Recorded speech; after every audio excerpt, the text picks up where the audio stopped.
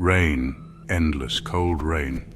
My car cut through it, heading into Oakhaven. A name whispered with dread. People vanished here, swallowed whole. I came for the story. I'm John, a horror writer. This time the dark felt different, colder, deeper. The town was dead on arrival. Windows stared like vacant eyes. Oakhaven didn't welcome me. It waited, silent and suffocating. The place was already under my skin, settling deep. Sirens slashed the night, red and blue, screaming. Police cars, yellow tape, a barricade against the dark. I stepped out. The air was heavy, coppery blood. Drawn by grim curiosity, I moved closer. Cops stood like statues, faces shadowed. Beyond them, a white sheet. A dark stain spread beneath. The rain tried to wash it away. It only made it worse. This was fresh. The killer was here tonight. Oakhaven's people weren't just missing, they were being undone, brutally, viciously. Morning brought only more grey. Oakhaven looked like a corpse. The bloodstain was a scar. I needed answers. The police were a wall, tired, silent, unhelpful. At the diner, locals stared into nothing, faces blank. My questions met silence, averted eyes, muttered denials. Fear was thick, bitter. The town was paralyzed. A young waitress flinched at my words, hands trembling. Oakhaven wasn't just scared, it was imprisoned. The killer wasn't just taking lives, he was stealing souls. The silence here was full of dread. Everyone waited for the next victim. I left the diner. The silence followed. Streets cracked, houses sagged, windows watched. Finally, an old-timer on a porch swing. "You ain't from around here," he rasped. I told him I was a writer, chasing the disappearances. He grunted. "This town's got a sickness, deep in its bones." He spoke of Blackwood Forest, avoided, feared, strange lights, unnatural sounds, a pattern to the vanishings. Whispers of an artist, a madman, beauty and death. He warned me, some doors are best left unopened. His eyes flickered with fear. He pointed to the woods. "The answers you seek or the devil you'll find are in there." I wasn't listening. Not really. Blackwood Forest, dense, dark, looming. The old man's warning echoed as I entered. The forest floor was rot and decay, every step uneasy. The silence here was older, primal. Deeper in, the light faded. Branches clawed, the air was sweet, cloying, familiar, like last night's scene. Then a sign, animal bones arranged, deliberate. A skeletal deer, ribcage filled with dead black flowers. This was no accident, this was art. A statement, the killer's calling card. The woods pressed in, shadows writhed. Was he watching? I felt eyes on me. I knew I'd find more, much more. The bones were a breadcrumb. I pushed deeper. The sweet chemical stench thickened. The ground sloped to a hollow. Vegetation dead, air colder. No birds, no life. Just my breath and boots. Then a concrete structure, half-buried steel door, no windows. This was it. The killer's den. The door was thick, humming faintly. I found a hidden button, pressed it. The door slid open with a hiss, revealing sterile light and a ramp down. The smell hit me, overpowering, sickening. I steeled myself and stepped inside, into hell. The air was a held breath, waiting. I descended. The ramp led to a circular chamber flooded with harsh light. Bare concrete walls, cold, clinical, unforgiving. In the center, under a spotlight, the first exhibit. A man posed at a table chest, split open, organs replaced with objects. A silver locket for a heartbook, pages in his stomach. Eyes open, staring. A card, the scholar lost in thought and time. This was murder as art obsessive, meticulous, depraved. The air was thick with blood and formaldehyde. Every detail was precise, chilling. The victim was a puppet, his essence stolen. This was Oakhaven's monster, a human with a scalpel and a vision. He wasn't just killing, he was preserving terror.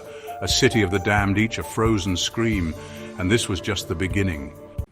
I moved. I had to see, to understand. Further into the chamber, each tableau was a fresh gut punch, a new violation of humanity. A woman, young, suspended by wires, arms outstretched, like a fallen angel. Her back filleted open, muscles pinned back to resemble wings. Feathers, real feathers, black ones, had been meticulously inserted along her spine. Her face was a mask of serene agony, eyes closed, as if in a trance. The card beneath her read, "The Fallen One, yearning for a sky she'll never see." The killer knew anatomy. He knew how to preserve. He knew how to sculpt. Another, a child, curled in a fetal position, inside a broken cello. "The unfinished symphony," the card proclaimed, a melody silenced too soon. It was about narrative, about imposing a sick, twisted meaning onto senseless death. He saw himself as a storyteller, a poet of the macabre, each victim stripped of their identity, reborn as a character in his grotesque play. I felt like an intruder in a deeply personal, deeply disturbed sanctuary, a cathedral of the grotesque, built by a deranged god. He wasn't just displaying bodies, he was curating souls, like butterflies in a collector's case, their struggles forever frozen. The meticulous care was the most chilling part, the patience. This wasn't frenzied rage, this was cold, calculated, obsessive creation, a love affair with death and with the stories he forced it to tell. I counted them, six silent figures in their dreadful poses, each a missing person from Oakhaven. Their final chapter written in blood and bone, each a carefully chosen subject, each tableau more elaborate, more disturbing than the last, crafted from the stolen lives of others, a society of silent screams. The sheer evil of it was a physical weight, pressing down on me. This was beyond anything I'd ever written or ever imagined. Then I saw the seventh alcove, set apart and larger than the others. It was a workspace with a stainless steel table, tools laid out neatly, scalpels, saws, forceps, needles and thread. This was where the transformations happened, turning living flesh into dead art. On the table, a length of rope with a particular knot, one I recognized from the crime scene last night. They hadn't found the body because he was here, waiting to be sculpted. The killer wasn't just displaying his past work, he was preparing his next. I was being watched. This wasn't just me stumbling upon his secrets, this was an invitation. Was I to be a critic, an admirer, or the next exhibit? The silence in the chamber felt expectant, like the held breath before a pounce. He was here, watching me. The hunter had become the hunted, and the gallery was his trap. I forced myself to breathe, slow, steady. The air tasted like rust and old nightmares. Every shadow in the gallery flickered with menace. My mind raced, desperate to put the pieces together. Every display, every posed corpse, every surgical flourish. There was a pattern here, a message scrawled in blood and sinew. I scanned the room. Details leapt out. A locket, a knot, a torn page. Clues left by a madman, meant for someone who could see the story behind the slaughter. I crept closer to the scholar. His locket was open. Inside, a faded photograph, a woman's face. In the book pages, words had been circled in red ink: witness, betrayal, redemption. I moved to the fallen one. A single black feather had been painted with numbers, coordinates, a code. Every body was a riddle, every prop another piece of the killer's deranged logic. He wasn't just making art, he was leaving me a trail, a story only I could read. I saw it now, the story he'd woven from his victims. Each tableau was a twisted chapter, each clue a line in a script only I could finish. The realization hit hard. I was here because he wanted me here. I wasn't just a visitor in the gallery. I was the ending. The killer's masterpiece wasn't finished. Not yet. I spun, fists clenched, back pressed to cold stone. The lights hummed, shadows danced along the concrete, a shifting, living mass. My instinct screamed someone was here, watching, waiting. The silence was thick as tar, broken only by the distant, uneven drip of water. I moved slow, careful, every step a risk, every breath a gamble. I kept my eyes up, searching for movement in the half-light. A whisper slithered through the chamber, low and mocking. "Looking for inspiration, John?" the voice echoed, bouncing off the walls. It was familiar, too familiar, the cadence of an artist, savoring the unveiling of his work. I tried to pinpoint it, no luck. He was everywhere and nowhere, hidden in the bones of his gallery. My skin prickled.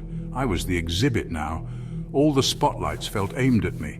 A shadow flickered at the edge of my vision. I lunged, flashlight beams slicing the dark. Nothing, just the empty stare of another victim. The voice came again, closer this time. Every story needs an audience. Every audience must become part of the story. Footsteps, slow, deliberate, circling just out of sight. The killer was toying with me, stretching out the moment, savoring every heartbeat. I backed away, careful not to trip over cold limbs or surgical steel. The exhibits loomed, grotesque and silent judges. I could feel the weight of their eyes, dead, unblinking, pleading. The killer's laugh echoed, soft and cruel. "Soon, John, very soon." My hands tightened around my notebook. I wasn't going down without a fight. But in this place, with death pressed in on all sides, hope felt like a lie. I edged toward the ramp. A figure materialized, half shrouded in shadow, tall, gaunt, dressed in a butcher's apron, stained and slick. He stepped forward, face hidden by a painter's mask, white porcelain, mouth twisted into a perpetual sneer. His eyes burned through the holes. Cold, hungry, alive with a feral, artistic madness. He raised a gloved hand, gesturing toward the nearest tableau. You see it now, don't you? The pain, the beauty. Each piece is a confession, a step toward perfection. You write horror, John, but have you ever truly lived it? Why me? He laughed, a guttural, inhuman sound. I need an audience that can appreciate the process, the transformation. You're the critic, the chronicler, the final chapter. Tonight, you become part of the work. I knew there was no reasoning with this monster, only survival, or a place in his gallery. I ran, instinct taking over. The killer's laughter echoed as I hit the ramp. Locked, no escape. The gallery pressed in, cold, claustrophobic. He stalked me. You can't leave, John. The story needs its ending. His knife flashed. I grabbed a bone saw, raised it, hands shaking. Let's see if you can survive one. He struck. I dodged, flesh tore. Every second stretched, brutal, cold steel at my throat. This is the climax you can't escape. The certainty of death. A desperate final chance. The end was coming. I braced myself. The blade pressed cold against my neck. My pulse thundered in my ears, louder than the killer's breath. I could smell the latex of his gloves, sharp, chemical, inhuman. He leaned in, savoring my fear, porcelain mask catching the sickly light. You ready, John? Ready to be immortal? He whispered, voice low as gravel. Time slowed, my mind raced. Instinct took over. I gripped the bone saw tighter, muscles screaming with adrenaline. With all the fury left in me, I jabbed backward with my elbow, hard, right into his ribs. He grunted, mask twisting in surprise, grip loosening for a heartbeat. That's all I needed. I ducked under his arm, twisting free, blood from my split knuckles spattering the floor. I spun, swinging the saw. It whistled through the air, catching the edge of the table, sending surgical instruments clattering like the ringing of a funeral bell. He moved fast, knife flashing for my side. I sidestepped, desperation sharpening every sense. My boots slid on the slick concrete, almost sending me sprawling into a tableau of frozen agony. His laugh echoed, hungry and wild. Fight, John, show me real fear. He lunged again, blade hissing past my cheek, missing by inches. I caught a scalpel from the table, clumsy but sharp. Every tool a weapon, every breath a gamble. We circled each other, beasts in a cage of death and madness. The gallery watched, silent and hungry. I locked eyes with the killer, saw a flicker, doubt, or just excitement. This was his game, but I was done playing by his rules. I would not be his next masterpiece. I would not become another story told in flesh. The killer came at me with everything, knife slashing, boots pounding. I ducked, felt the blade graze my shoulder, hot and sudden. Pain lanced through me, but adrenaline drowned it. I swung the bone saw, catching his forearm. Blood sprayed, dark and arterial, spattering the cold floor. He howled, mask splitting with a crack. His eyes, wild, bloodshot, locked on mine, full of rage and sick delight. He staggered back, knocking over a display. The fallen one rocked on her wires, feathers drifting to the floor like black snow. He clutched his arm, blood trailing down onto the surgical steel. I pressed the attack, teeth bared, swinging for his head. He blocked with his knife, metal screeching against metal, a symphony of violence. The exhibits loomed around us, grotesque spectators to our deadly dance. Look at you, he spat, voice muffled by the cracked mask. You're alive, John. Isn't this what you wanted? The edge of death?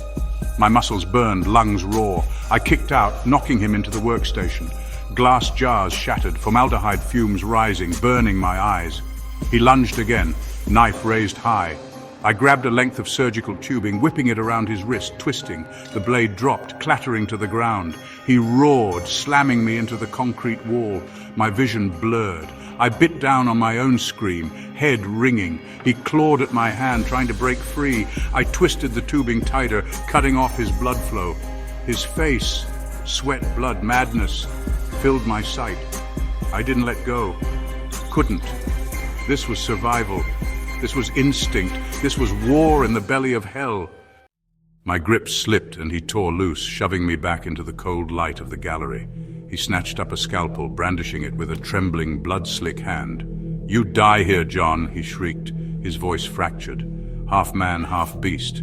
But you know, something had shifted. He was bleeding, breathing ragged. The gallery was no longer his cathedral. It was a tomb, and we were both trapped inside. I scanned the room, desperate, searching for anything. Then I saw a red emergency switch on the far wall. I bolted for it, ducking as he chased, knife arcing past my head. I slammed my fist down on the switch. Red lights flared. Sirens wailed, echoing through the concrete like banshees. Sprinklers hissed to life, drenching everything, water mixing with blood, running in rivulets across the floor. The killer howled, masks slipping, water and blood running down his face. His world, his art was coming undone.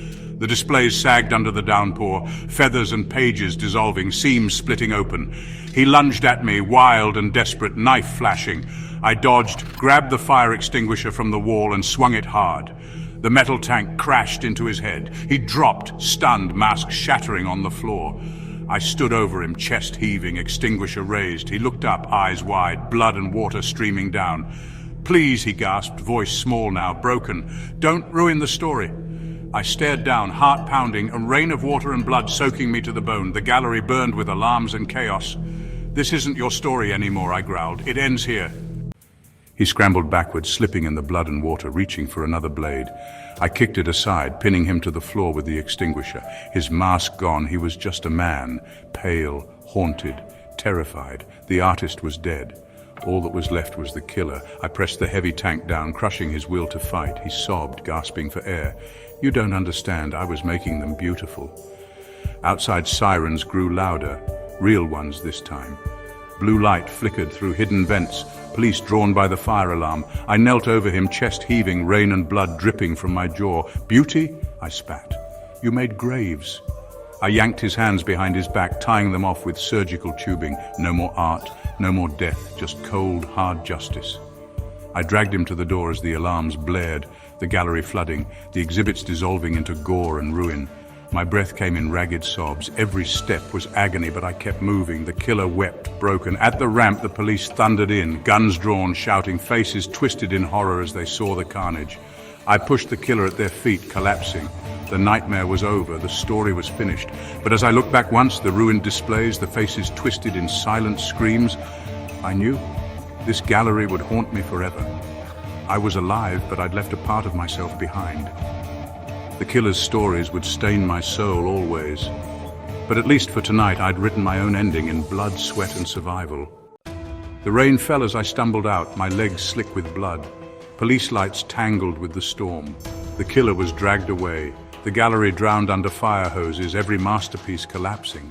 I knew how they felt. I'd stared too long into the abyss. I sat on the ambulance, rain washing away the blood, but not the memories. Every time I closed my eyes, I saw them. "It's over," I lied, but I knew it wasn't. Oakhaven's nightmare was dragged into the light, but the scars ran deep. As the dawn crept in, I wondered if anything would ever grow here again. The story was inside me now, a wound that wouldn't heal. I'd escaped the gallery, but pieces of me were left behind. I was alive, yes, but never unchanged. Back in my motel room, I stared at the ceiling, the storm echoing the frantic beat of my heart. The notebook lay open, blood-stained, waterlogged, filled with frantic scrawlings. All I could see were the faces, hear the killer's voice. Every story needs an audience. I'd been changed by his gallery, part of his art now. Days passed. The news vans rolled in. Headlines screamed of the butcher artist, the gallery of death. I walked those empty streets, haunted. At night, I dreamed of the gallery. Maybe the only way out was to carry their stories, to let the world know what evil looks like when it wears the mask of art. The killer was gone, the gallery in ruins, but the echoes remain. There are some stories you can't escape. In the end, the gallery always finds you.